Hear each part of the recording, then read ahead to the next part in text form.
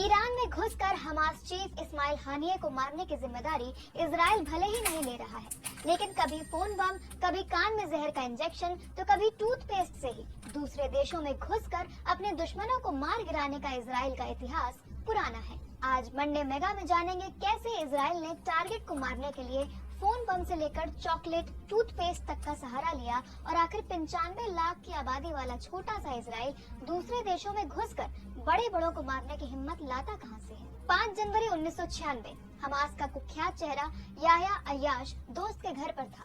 दोस्त के चाचा ने इजरायली पहचान पत्र और पैसों के लालच में आकर इजरायली एजेंट का दिया सेल फोन घर पर लगा दिया। इस सेल फोन में 15 ग्राम आरडीएक्स था। याह्या अय्याश ने जैसे ही पिता से बात करने के लिए फोन उठाया, एजेंट ने रिमोट कंट्रोल से टेलीफोन बम ब्लास्ट कर दिया। ये पूरा वाकया इजरायली सुरक्षा एजेंसी शिन बेट के पूर्व निदेशक कार्मी गिलोन ने डॉक्यूमेंट्री द गेटकीपर्स में बताया है।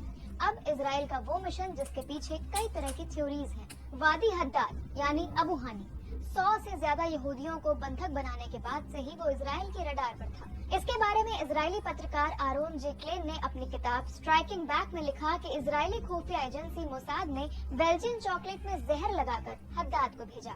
चॉकलेट के शौकीन हद्दाद की मौत इसी चॉकलेट को खाने से हुई थी। वहीं 2018 में इजरायली पत्रकार रोनेन बर्गमैन ने अपनी किताब rise and kill first the secret history of Israel's targeted associations में लिखा कि मोसाद ने हद्दाद के टूथपेस्ट में जहर देकर उसे मारा था। और अब इजराइल का one of the most popular operation wrath of God. सितंबर 1972 में जर्मनी में चल रहे ओलंपिक्स में फिलिस्तीन के चरमपंथी संगठन ब्लैक सितंबर के 8 आतंकियों ने 11 इजरायली खिलाड़ियों को बंधक बना लिया। इजराइल समेत जर्मन सुरक्षा बलों के रेस्क्यू ऑपरेशन शुरू करते ही आतंकियों ने 9 खिलाड़ियों की हत्या कर दी। इजरायली पीएम गोल्डा मेयर ने उसी साल अक्टूबर में ऑपरेशन रैथ ऑफ गॉड को मंजूरी दी। पहले ही दिन इटली में वेल जेवतर और उसी साल दिसंबर में फ्रांस में महमूद हमशारी की हत्या टेलीफोन बम से की गई। इस मिशन की सबसे खास बात थी गुलदस्ता।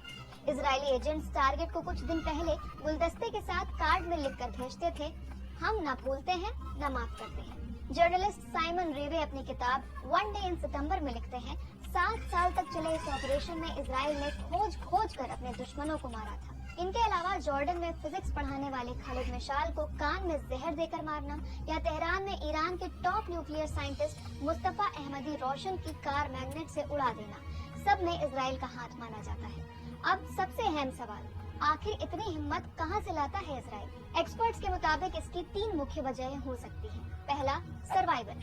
इजराइल की नींव दूसरे देश फिलिस्तीन में पड़ी है। ऐसे में सर्वाइवल के लिए उसे संघर्ष करना ही होगा। दूसरा, मजबूरी। इजराइल की सीमा से लगने वाले 5 देश मिस्र, जॉर्डन, सीरिया, लेबनान और फिलिस्तीन, इन सभी से इजराइल ने कभी न कभी जंग लड़ी ही है। ऐसे में लड़ना और जीतना इजराइल की मजबूरी है। और तीसरा, अमेरिकी सपोर्ट। इजराइल को दुनिया के सबसे ताकतवर देश अमेरिका का समर्थन है। एक्सपर्ट्स के मुताबिक यही वजह है कि इजराइल किसी से भी टकराव